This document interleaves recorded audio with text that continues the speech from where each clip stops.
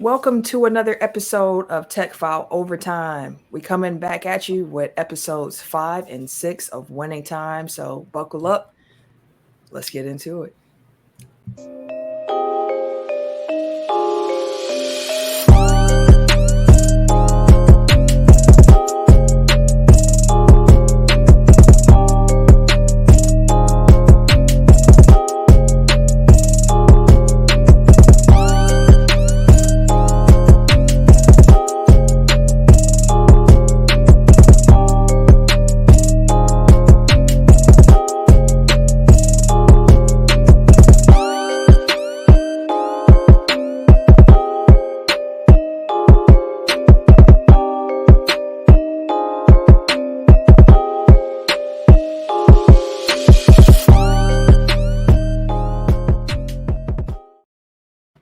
It's your boy TIMKINZV number 3, aka Ass Ketchum, aka Mr. Give It To Me.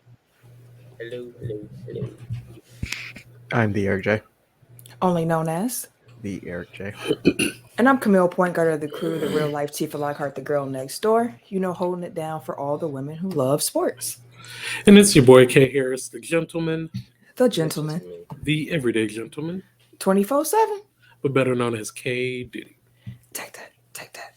All right, y'all. Like I said, episodes 5 and 6 of Winning Time we are discussing. But before we get into episode 5 here, I do just want to say that this show was green lit for season 2. I don't know what that means necessarily for like the storyline. Like, are they finishing out the Showtime era in this season? Is it?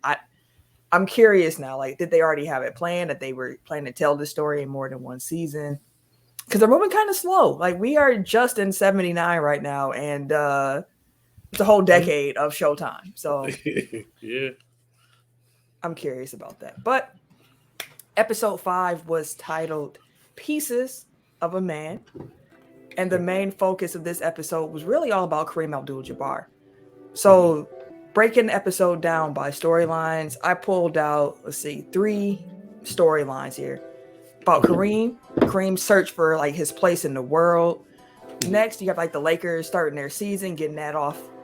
And then you have Claire Rothman trying to get the forum ready for the home opener and all that came with that, which is another episode focusing on how Dr. Jerry Buss is broke and really just flying by the seat of his pants. So which aspect of this episode do y'all want to talk about first? Let's go with Kareem. Because as soon as I saw it start with Kareem, I was like, it's going to be a good episode. What made you feel like that? Because I don't feel like we really have been getting enough of him throughout the first few episodes. Man, I felt like we had enough. You really? I don't feel like we had Hey, enough. man, I've been Oscar the Grouch, bro, the whole time. Like, man, bro. That's what I'm saying. Episode, we ain't been able to like deep dive into like him as a man, him as a person. Yeah, like it's just been him being Oscar the Grouch in this mug, but not, but not really understanding like the reason why he is the way he is. So, yeah, like so what I knew about Kareem was that he was apparently very how do I want to say this, aloof, not somebody who you would have small talk with, not somebody who seemingly cared too much about anyone else but whoever was in his own orbit.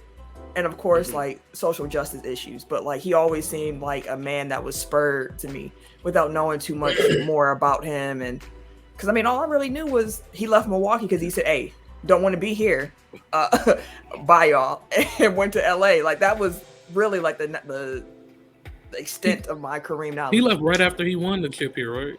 No, because he had another Okay. finals appearance with the Bucks and they lost that one, if I remember correctly. Yeah, they won in 71, lost in 74.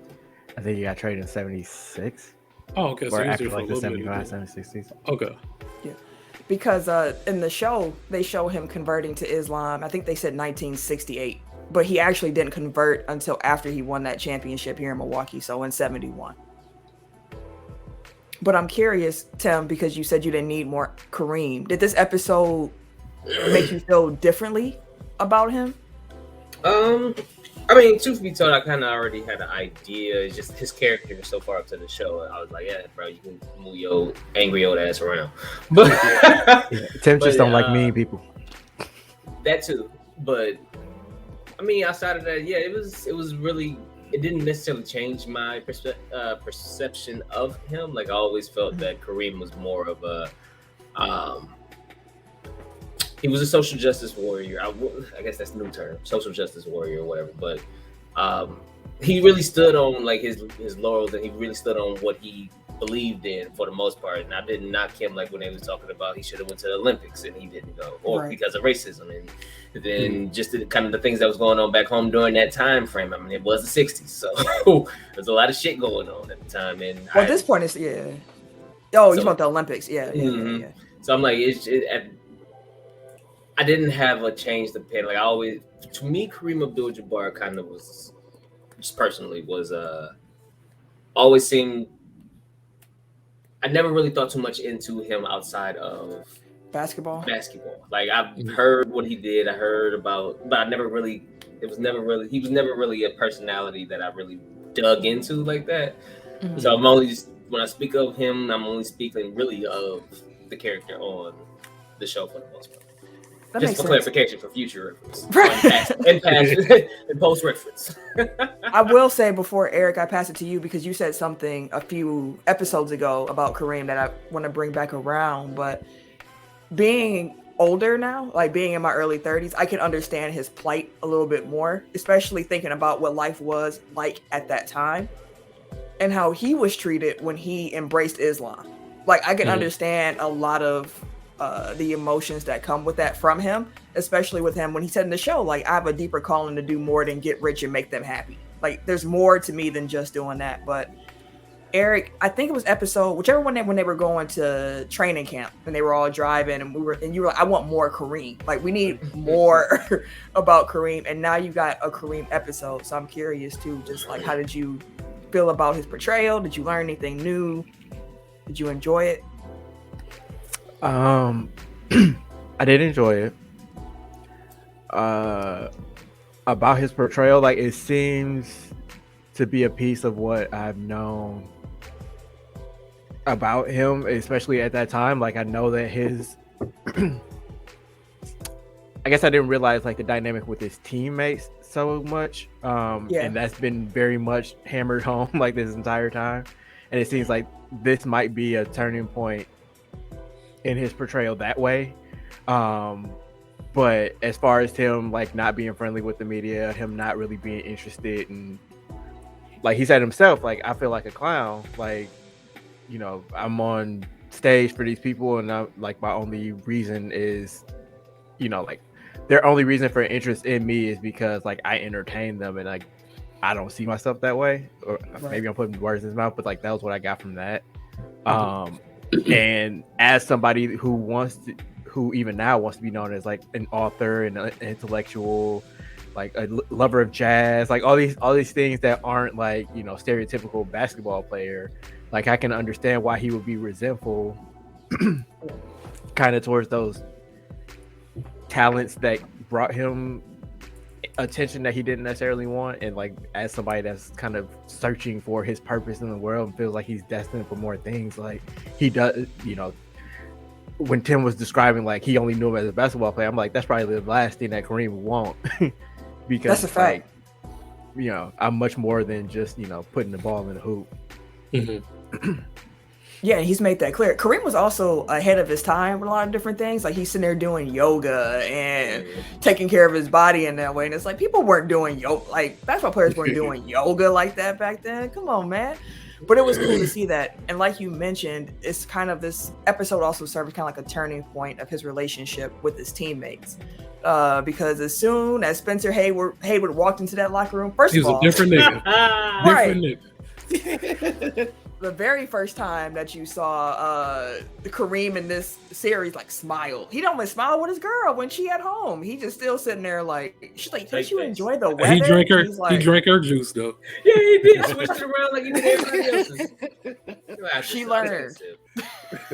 I gotta imagine that Kareem's like, they're different people, so like they're temperament would be different, but I gotta imagine that was like LeBron that first year in LA, where it's like a bunch of kids and he's just like, what the fuck? Like, he's just quiet, don't talk to nobody. But as soon as like Melo and Rondo and Dwight get in the locker room, it's like, oh, I got contemporaries, I got people, you know, my age, some grown-ups in the building. Like, And on top of that too, with Spencer Haywood, like Kareem also, I think, probably had a friendlier relationship with him because Spencer did something to help out other like black people in the sense of him doing that antitrust suit against the NBA, which the show portrays it really simply. Like, you know, he's the reason that LeBron and Kobe were able to come straight from the league or straight from high school into the league.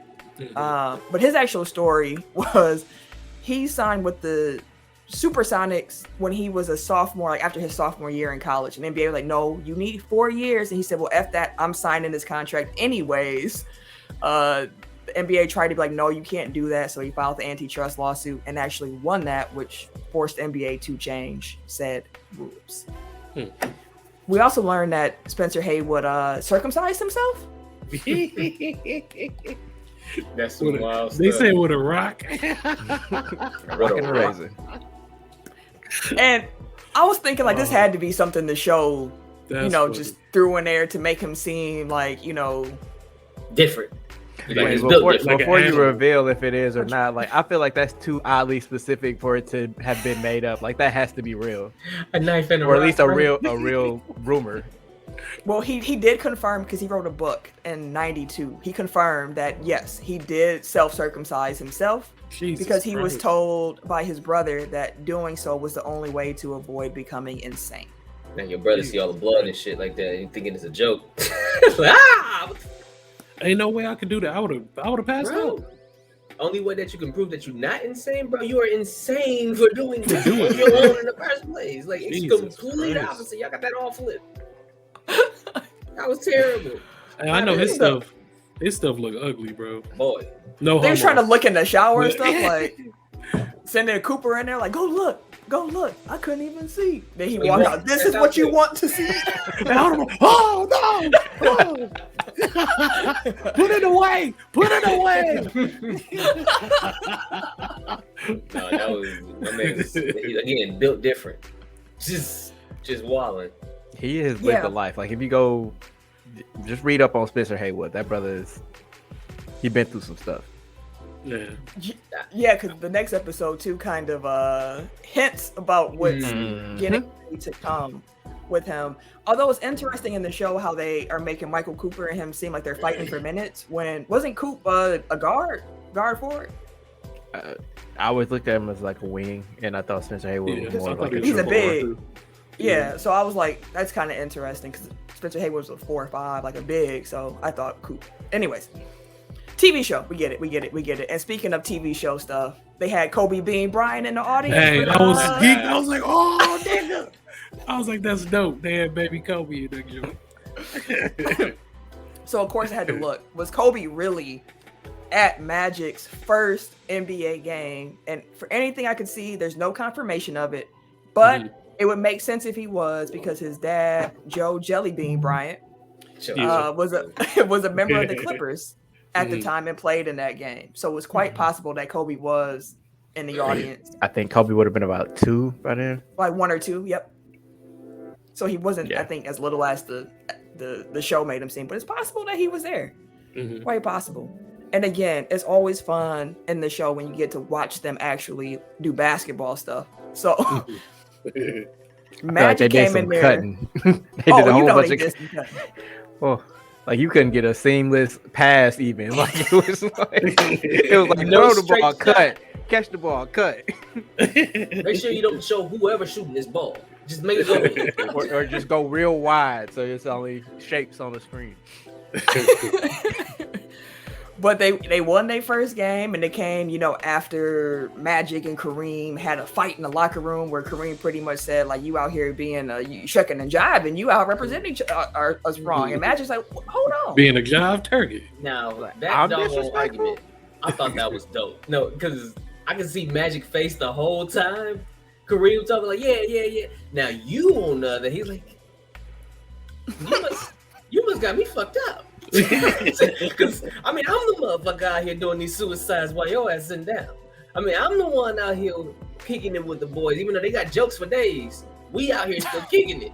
Like, you is in the back yelling at the trash cans. Like, come on now, what we talking about? Yelling at the trash cans. You made him sound crazy. Like, he ain't with the team. I don't know what the hell you doing. I said, Talking yelling about at the trash cans. Like, me, show some respect. Bro, if you don't lace them sneakers up and run them suicides like the rest of us. That's what Magic was trying to say. He's like, yo, we could be like a duo here, man. I can get you the ball in ways you ain't never even imagined. Like, trust me, like we out here running like a Corvette, and you in the Flintstones car, you really slowing us down. Let's get Chevy on 4 flats. It's just funny that it was like it took that one pass, and then all of a sudden Kareem was like, you know what?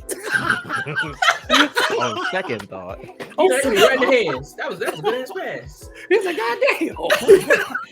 Why you do that sooner? We could have bypassed all this.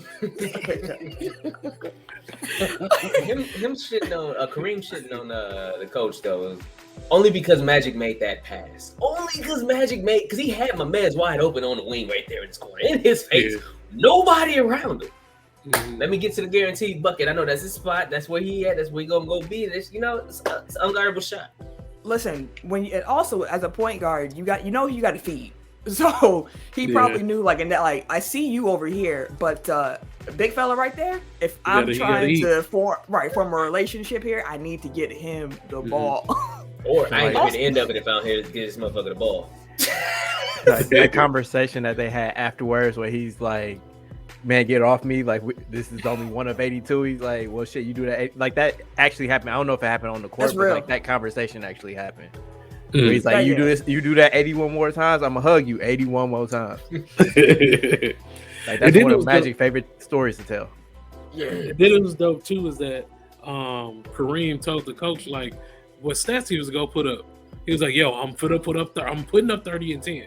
Like that's what I'm gonna do." And then at the end of the game, he looked at him, he was like, "Damn, he actually did." He was pissed. No, he was Coach pissed. McKinney was upset. He was pissed. He didn't want him to get that. He did not want that to happen. No, he didn't actually do this. I was like, that was dope. I was like, he knew. He was like, yo, I does this, bro. 30 and 10. I'm going to get my 30 and 10. Right. Thinking about the Kareem Magic relationship too, according to the Showtime book, which of course this show is based on, the author said the show gets a lot of that right. Like they definitely had some tension. And I have a quote from the book. He said, quote, "When Johnson first arrived in Los Angeles, he saw Abdul-Jabbar's approval. He imagined the two stars in some sort of buddy movie, the aged gunslinger taking the rookie share under his wing. It was not meant to be. Instead, Abdul-Jabbar expressed neither like nor dislike toward Johnson. They coexisted as colleagues would coexist. As players, they mesh beautifully, and yet egos are egos." So that's what he wrote in the book. Apparently, Magic's relationship with Dr. Buzz, his contract, and how beloved he was, almost instantaneously caused some friction between him and Kareem. But it didn't happen as quick as the show presented it. Like a pass made them friends. This was not the Martha moment between Superman and Batman and the movie. It took some years apparently for them to actually become friends and cool with each other. But now if you ask either one of them, they I love dude. I love him. That's my guy. But you don't never see them together. Hey, sometimes you don't need to. Yeah. You really don't see Kareem with nobody. Really. Right, when the Bucks trot him out, he always has to be with Oscar. But other than that, again, it's work colleagues. It's yeah, we cool. But when this is over, I'm gonna go that way, you go that way, we cool. Don't fuck with him like that. Imagine going to the Forum Club. I'm trying to get back home. We just don't. We don't going to the jazz club. Right. Magic probably be in the booty club. Magic was stroking, boy. Collins what's his name? Zaslow? The brothel dude? Zastro. No, boy, he was in Zastro every night. But the episode also, like I mentioned, focused on Claire Rothman trying to get the Forum ready for the opener. You see again, like I said, more evidence that Dr. Buzz just is out here just fronting on his bankroll, but making it happen somehow, some way, some shape, some form.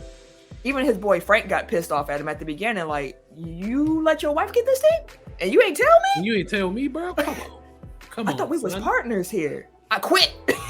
Like, okay. He was like, please don't go, please.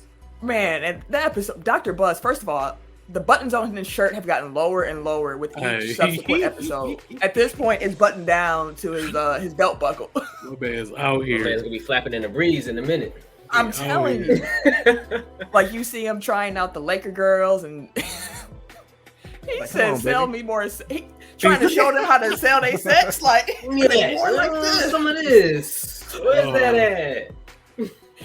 Tim, you look like Martin when you was doing that. When Martin be dancing, it's like, hey. But yeah, apparently, you know, Paula Abdul was in that audition, and she was the only one who could sell the sex. Paula Abdul had Jeannie Buss go and find her later on, like, do you want to leave the Laker girls and what? So I had to look that up because I always knew Paula Abdul was a Laker girl, but I was curious if that's how her path there went. Not exactly. And I also heard an interview. I think what's the British late night talk show host? James Corden. He had her on there a couple years ago when she was getting ready to go on tour. And he was asking her, like, what does it take to become a Laker girl? And she said, well, for me, she said, for me, I went and auditioned with some friends and did not get selected. She's like, but was not my first rodeo. I had a bag with some other clothes, so I just changed my clothes, wrote a new name down, and tried out again. I didn't make it the second time either. Yeah, I had solidified that bitch. She said I had one more outfit. She's like, hey, to her friends, like, let's try it a third time. Her friends were like, girl, we are going home. Like, we have tried this twice. No, thank you. Changed it to her last outfit, tried out again, and then they split the group. Like, half of y'all go in the back, the other half come in the front, and she was in the group that went to the back. So she said she kind of looked around and then snuck to the front group. Tried out again. She was finessing. Tried out again. And the third time she tried out, in the same day, she was able to get the gig. And then like a year later, she was the head choreographer of the whole squad. So she had to work for that. Ain't nobody recognize the same bit in different clothes? No. Think about it. It's hundreds and hundreds of people. Yeah. She said it was like 700 people. Oh yeah, at this point, everybody looked the same. Like, wild. Just change your hair up a little bit, go with different clothes. It still didn't make it. They would have told her the third time she ain't make it, she not snuck her butt back to the front. Like, bro, this ain't it. Somebody recognized her like, no, bro. No. Hey, but good for her, because her getting that gig as the choreographer at the Laker Girls led her to being able to choreograph stuff for the Jacksons and all kinds of other artists, which led to her leaving the Lakers like 6 years later. Because I love Paula Abdul. She was nice. But she was a dancer, you know. What was her song? Get up, Straight up. Tell me if you want to love me forever. Hey. Yeah, that was that shit. Yeah, that was that shit. When I heard that sample from Cole, I was like, okay. J. Cole. Oh. I was like, hey, I know this. But yeah, and then Dr. Bus also had a meltdown at the bar when he came back in. It was like, why isn't this not flush yet? And I'm like, yo, bro, wallet. Thank God Frank came back, because he was losing his shit. He was not. Thank God they got some sturdy wood back then, pause. Sturdy wood. That's just sturdy back in the day. Sturdy wood. That's a good wood right there. That pre-Viagra. It's real wood. It's real wood. It's not that fake stuff. That laminate. It's real. It's real. Tree. I do notice that they're progressively like showing more warts on Dr. Bus. Like, early on it's just like, oh, jokey joke, like, oh, he's smiling. Right, he's always happy, but like they're starting to show his darker side a little bit, like, which is a much more well-rounded character, which I appreciate. Yeah, he I forgot what his real name is though, but he's doing this thing as Dr. John Bus. C. Riley. Yeah, fam, the brother from Step Brothers. I still can't believe that's him. Exactly, he doing his thing, man. To be Wood Harris is Hayward. I was like, okay. Fam, when Wood Harris walked out, I said, oh. He gotta be Shit, like then 20 years then older Richard than Pryor? the character. That's Hey, that don't- episode that 2, don't- ain't it? The next episode, wait, when Richard Pryor come up in that But mug. I was like, bruh, what? But then I was like, Dog. oh shit, that makes sense. I didn't know who he was at first. I was like, Me either. I said, who you supposed to be? Seriously? Yeah, I was like, who Oh. this nigga supposed to be? But this episode ends with Oh, Coach Jesus. Jack McKinney getting into a bicycle accident. Yo, my Yeah. face. My Legit jaw face, drop. yo. I was like, oh, what the fuck happening? I was like, oh my God. It was so violent. Yeah, it was. I was just like, Jesus Christ. I had to make sure he ain't die. Man. Bro, I thought I he was was gone, bro. Ain't no way. And it was true to like real life outside of like they had a part in there where he kind of like faked getting hit by a car and kept going. Like that, of course, was TV, but the rest of it was real. He's riding his bike to meet Westhead for some tennis, and as he was approaching the stop sign, the gears and the bike locked, and then he was just tossed over the handlebars. He hit his head on the concrete, which caused the brain injury. He was in a coma for 3 days, not 2 weeks like the show does it. And yeah, it affected his life, but we're going to be able to dig more deeply into that when we talk about episode 6.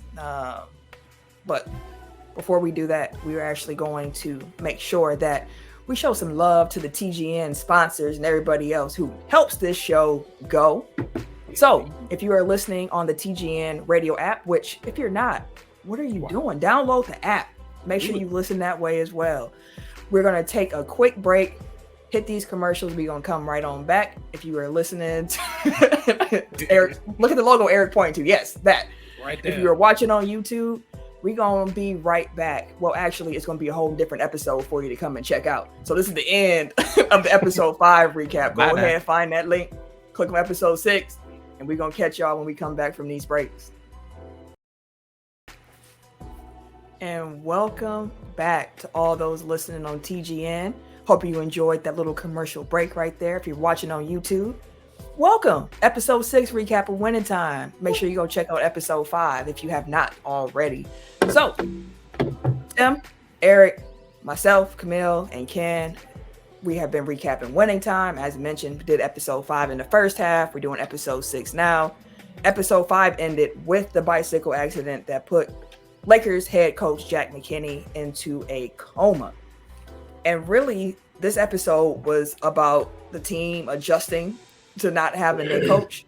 And by team, I mean the whole franchise at this point. And then really Magic versus Irvin. Magic really adjusting the fame. But given that we ended the last episode talking about Coach McKinney, I feel it's right that we start this one talking about him and everything that came with him being in the hospital.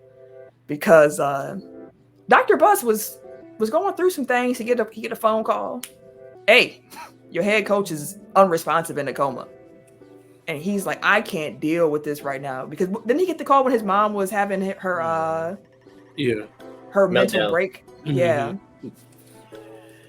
So the mom thing, which is interesting because again, in real life, his mother had already passed away before he brought the Lakers. So this is all dramatic flair for the show itself. How did y'all feel about that storyline with his mom and how she didn't send in the paperwork for the team to get changed? So he's in here like Great Western Bank is going to take me for everything that I own. She's sitting here paying bills with post-dated checks. I thought it was actually a surprising turn to me because I thought Moms was gonna be like a key cog in helping him kind of keep finagling and moving and grooving without money. But to come in and it literally looked like a tornado went through that mug with all the paperwork everywhere.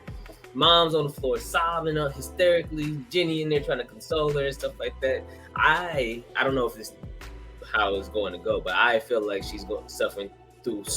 She's slowly getting amnesia, and I think that's why she's forgetting where she's sending stuff. That she forgot the game day. She just can't remember things the way that she's supposed to because she's slowly just Alzheimer's.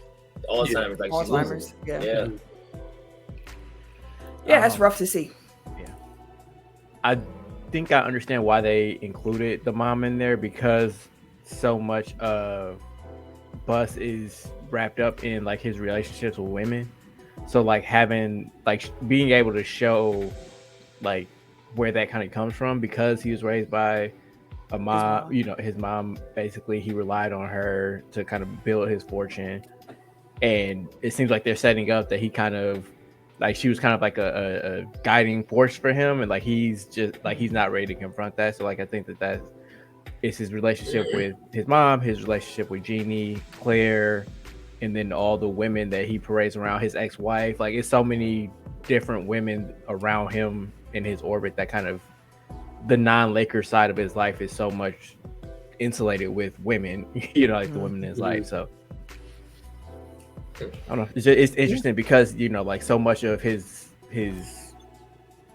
persona, I guess, is like Playboy. You know what I mean? Like, so is Playboy. Very misogynistic, very, Yes.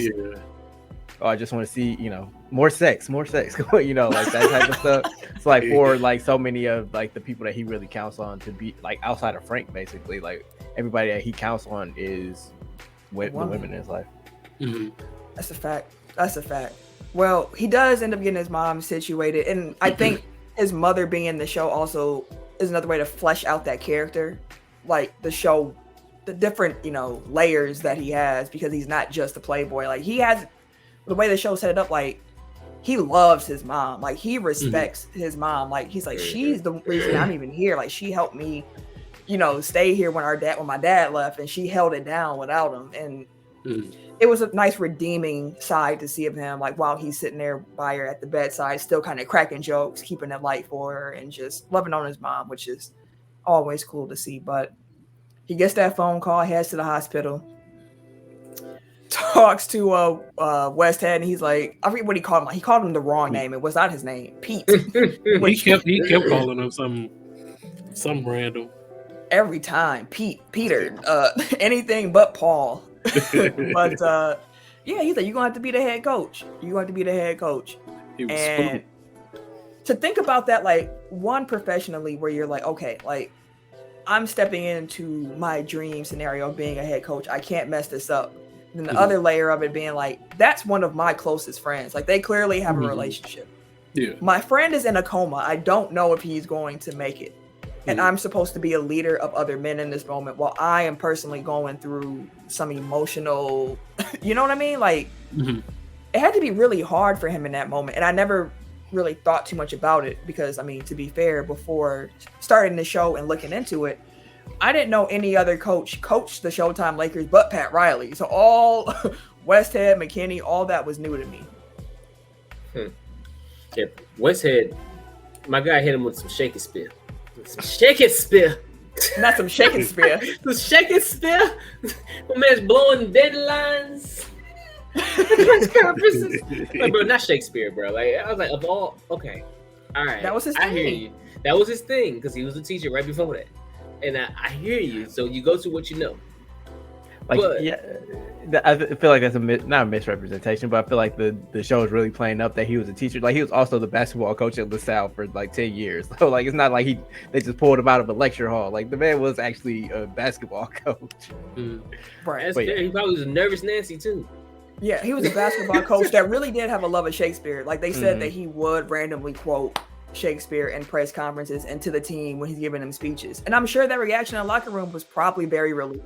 Because if someone just started talking Shakespeare to me, I'm also just going to kind of stare at you and be like, what?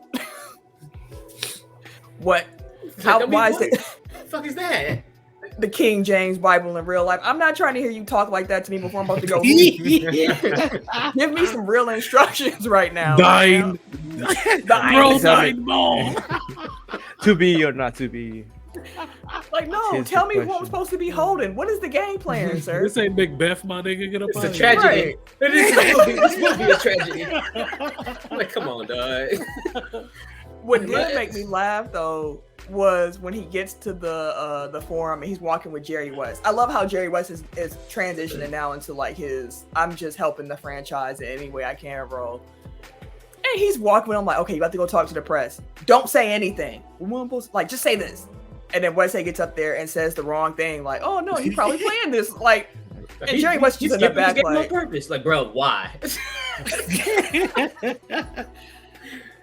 Jerry was in the back, stressed. Like, I did not tell him to say that. Y'all ain't gonna put that one on me. That's him. His face was just like, "Yo, what the fuck, bro?"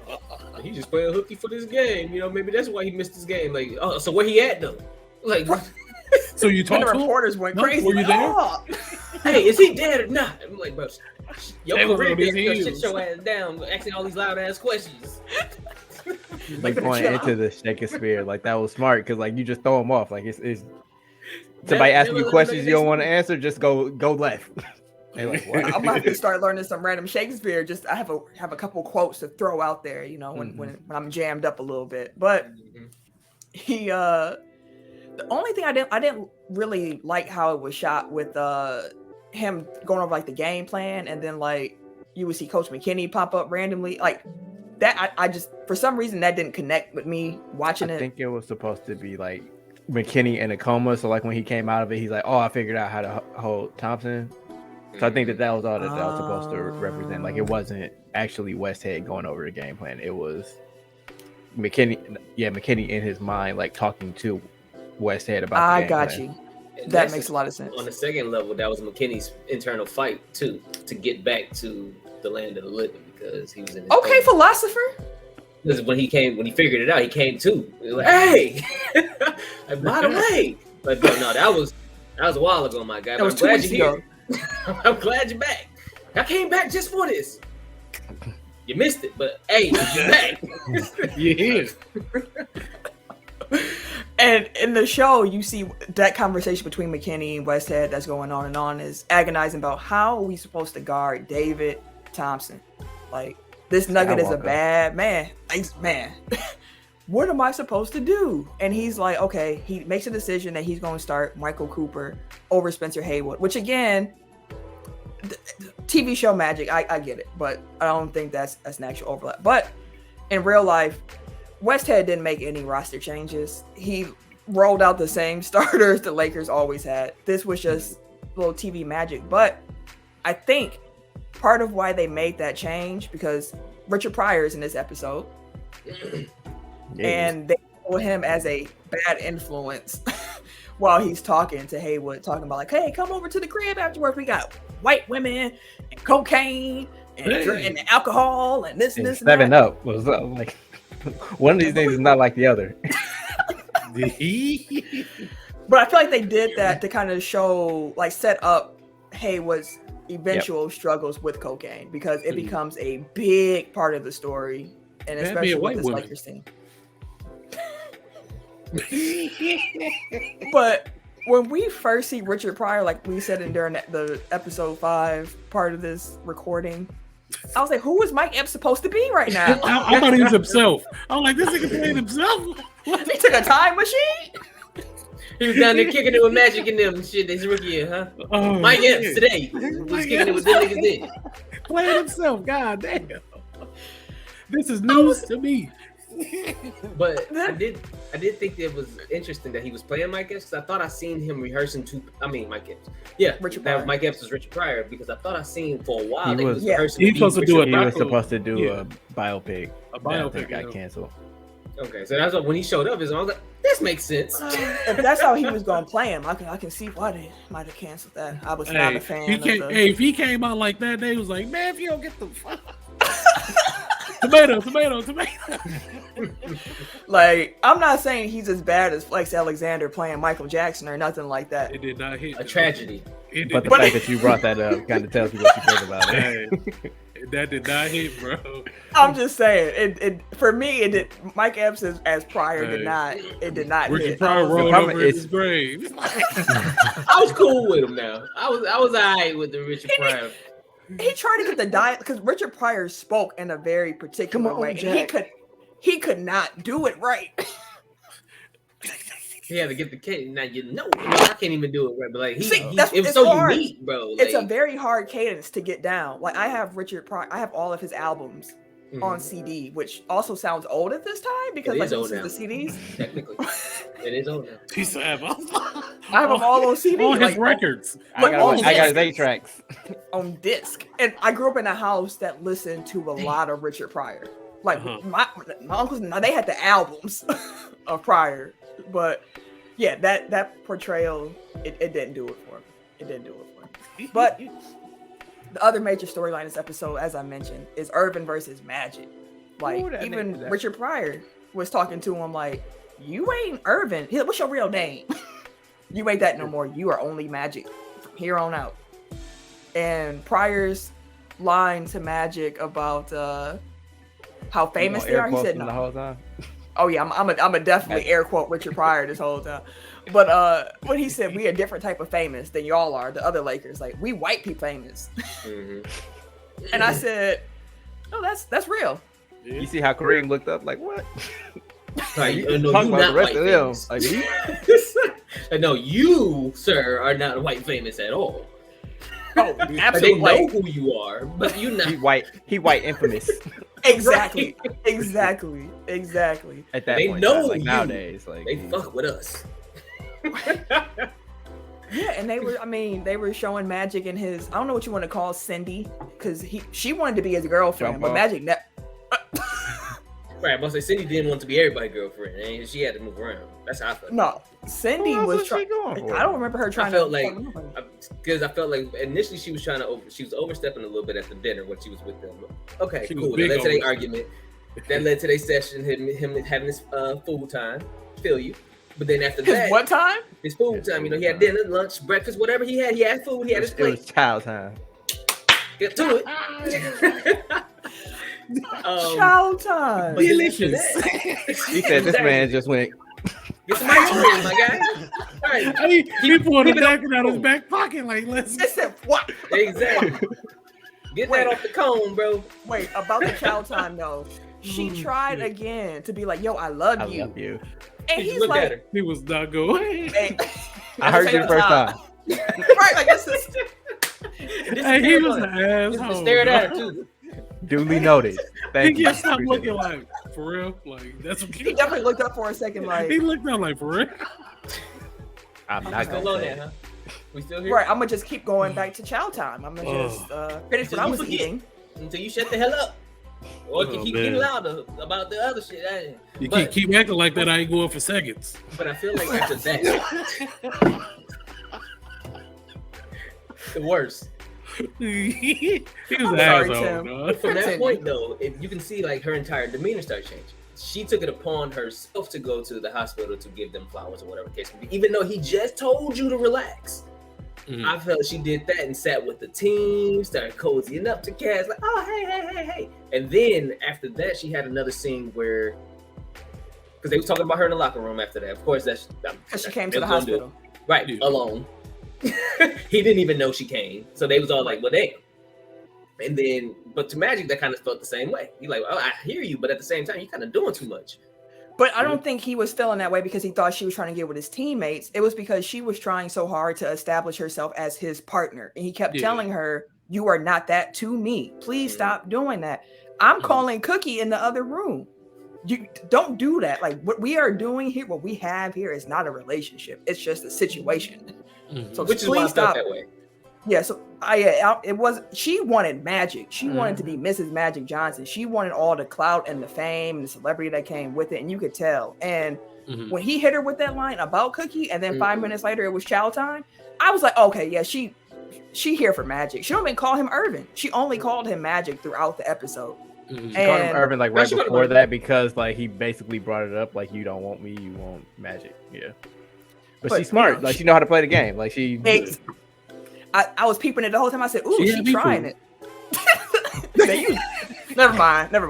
But I was curious though about that Cookie line because I did some research and in Magic's book, because he has a book. He also has his own 4-part documentary coming out that's going to be on Apple TV, by the way. Oh, really? Just everybody got their own 4-part documentary.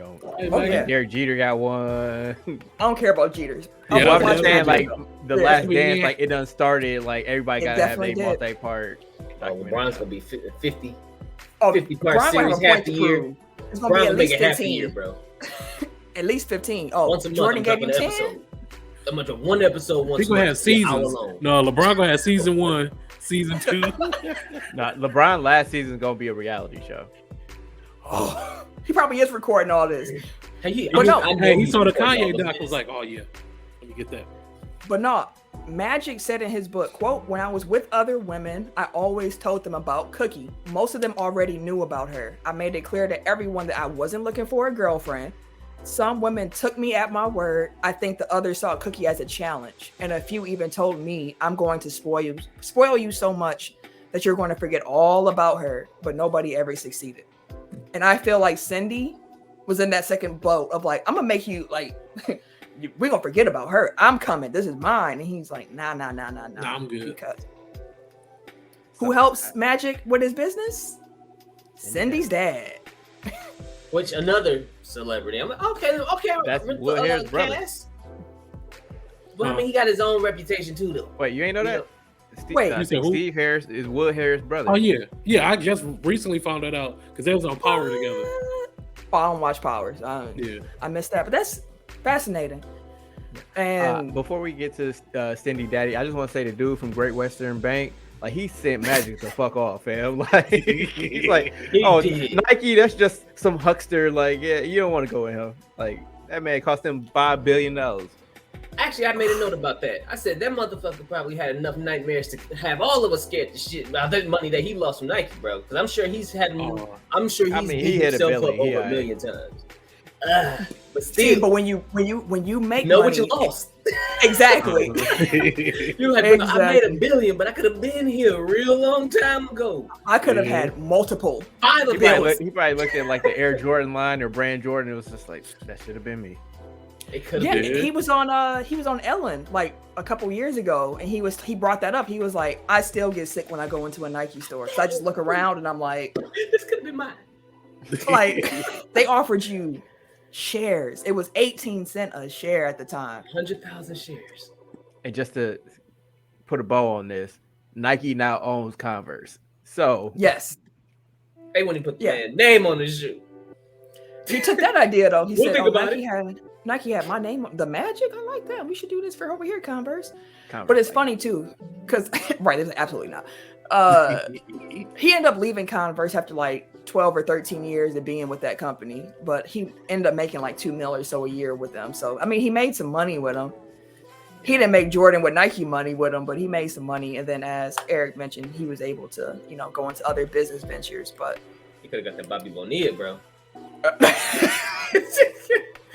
He could have got that early, dog. Because after that share, after them, yes, and then they doing stock splits, and bro, it'd have been easy. Oh my god, easy money. Oh, easy but money. Again, like would Nike have gone to the heights that they did without Jordan? Because I don't think that having Magic, like Jordan went there because like they didn't have anybody else, and they were going to build the brand around them. Yeah, they were looking for the athlete to do it with, so that's a good point. It might have been different with Magic, but Magic had the star power. It's interesting to think like the what if, because I don't know if it was a startup. Right, I don't know if Magic would have had a shoe like the Jordans, but like Jordan had input on like the designs of the shoe, which right. combined with his star power was like people love the look of them. Mm-hmm. So if Magic is in charge of that, like maybe it looks more like some Converse shoes that nobody bought. So, bro, we know he was tacky as a motherfucker dressing. So, I mean, if you've seen Michael Jordan's fit recently, then I saw his jeans be ridiculous, bro. I saw a thread of his golf fits.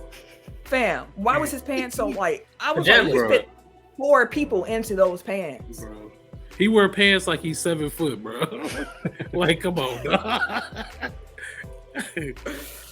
He wearing Shaq pants and shit. Like, bro, relax. Right, and he's 6'6". But as you mentioned, Cindy's dad becomes Magic's like manager, quote unquote, Dr. Thomas Day. And he spit the game nice. He like, hey, yo, Magic, you don't deliver bad news. You Magic. We can't have you out here doing that. I got you. Don't worry. He went and told all the other shoe companies, like, hey, we going with Converse. That is that on that. So when Magic feel like Cindy overstepping, he go to Dr. Day, like, hey, I just gotta ask you, you said that, you want to represent me and this and that. And he's like, of course. He's like, if things don't work out with me and your daughter, then what? And he's like, well, I'll tell you what, one thing about Dr. Day, he know a check when he see one. That should be all right. Get this money. I buy her something with it. Exactly. So then Magic just tells him in the hallway, like, well, I don't want to be with your daughter no more. And he's like, okay, I love her. I love her to death. Trust me. But, that's cool. And then Magic's like, well, why don't you tell her? Because Magic don't deliver bad news, right? Which to me felt like a test of, like, if you're going to really be my manager here, like, let's see what those boundaries are. And he went and said, I'll handle it delicately. And then went and gave his tickets to the other girl that he just dropped his daughter for. Like, delivered them. That man don't care. Now, hey, when bro. we were recording our weekly episode, hey, listeners, if you have not listened to episode 246 of Tech Foul, make sure you go and do that. Do it. Ken mentioned that he was in shock at the end of the episode, and I didn't know if he was talking about episode 5 or 6, because at the end of this episode, I was like, the daddy went to deliver the tickets to the other woman in Detroit. He went to campus, hand delivered them. And even Cookie's like, oh, where's your daughter? And he's like, all I know is Magic said he wanted you to be there. He got me here doing this. So you make of it what you will, and walked off. I was like, okay. Man, I sent all these damn questions. Just take the damn tickets, bro. I'm not here to drop this shit off. Like, stop asking me all these questions I don't got the answer. One of the game, goddammit. He wants you. He don't want her. That's all I know. Take the tickets. No, I gotta hear this nice shit. about this motherfucker. I gotta go over here this shit. Ask me about my daughter. Like, you. Oh my! Can you imagine? Well, the daughter must have y'all said, got daughters. Like, would y'all be able to be in that position? Woo. Nah, I couldn't. For that bag, we just sell your daughter out for the bag. I couldn't live my. You don't even like no more. You know you don't even like that nigga no more. Nah, I couldn't do it. But I mean, like, I don't think the daughter actually liked him anyway. Like, it's not like she was heartbroken about it. Like, she's probably mad. She missed out on the check, but then daddy got the check, so I'm gonna get the check anyway. Like, the family was plotting. That's what I took away from everything. Hey, like, the whole family was plotting, and like they got what they wanted. Maybe it wasn't like a direct maybe on a lifetime achievement, but right, like it's a lifetime achievement. She was trying to get pregnant like a mother. We got the percentage. Man, she definitely. That's why he was chowing down. Hey, like, you ain't for the send yo. Psych. I already know what y'all on. Let me go down. Ain't no wood coming out tonight. Somebody going down. I'm going down first. The Figure out the shit later. Y'all go down after me. But yeah, that actually sums up the episode. The episode hinted towards like Riley getting into the coaching too as well, which is a nice little touch. But I mean, I just want to see how this ends at this point, because I'm curious to see how far into the dynasty it takes us. We got 4 episodes left. Yep.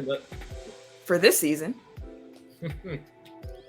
But that being said, we hope y'all probably with the rookie year. Golly, we got to do 10 seasons of this. They're going to be old as a bug by the time we get through. No, okay. We jumping ahead. We don't know. Shoot, next season might be Kobe and Shaq for all we know. Oh, give it. No, they ain't gonna do that. But we're gonna wrap up the episode here. We hope y'all enjoyed our recap, episode 5 and 6. Again, if you are on YouTube, make sure you go back, listen to episode 5 as well. And yeah, we gonna sign right on off for you. So make sure that you follow us on all of our social medias. Tim, you want to hit them with that? Sure. Instagram, Facebook. No, it ain't. Instagram, Twitter, TikTok at Technical Foul.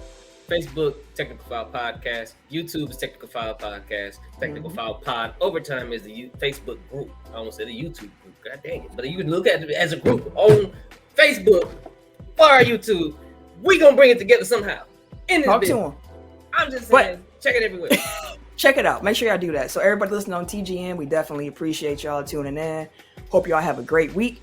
For all of you here on the YouTube, we're going to give y'all our personal socials as well. So that being said, if you want to follow me on social media, you can catch me.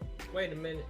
On the Twitter, the Instagram, and the PSN streets. You see that right here, right below. I'm going to get my hand right here. At Camille Monet. CAMILLEMONAE, because your mom is fancy. Thank you. At your world champion Milwaukee Bucks burner on Twitter. That's all you get. Goddamn right. Everyday_gentleman on Instagram. K Harris 216 on Twitter and Snapchat. And it's your boy. It's your boy TIMPINZ, the number 3 AKA AKA just give it to me. You know. That's what Magic said. Bye, y'all. We out of here. Again, make sure y'all listen to episode 246 if you have not already. Some fire. And we got bonus. Episode. We got bonus coming up this week too. Oh yeah, we got a lot coming y'all way. It's playoff time. We gearing up too. Playoffs. Catch y'all later though.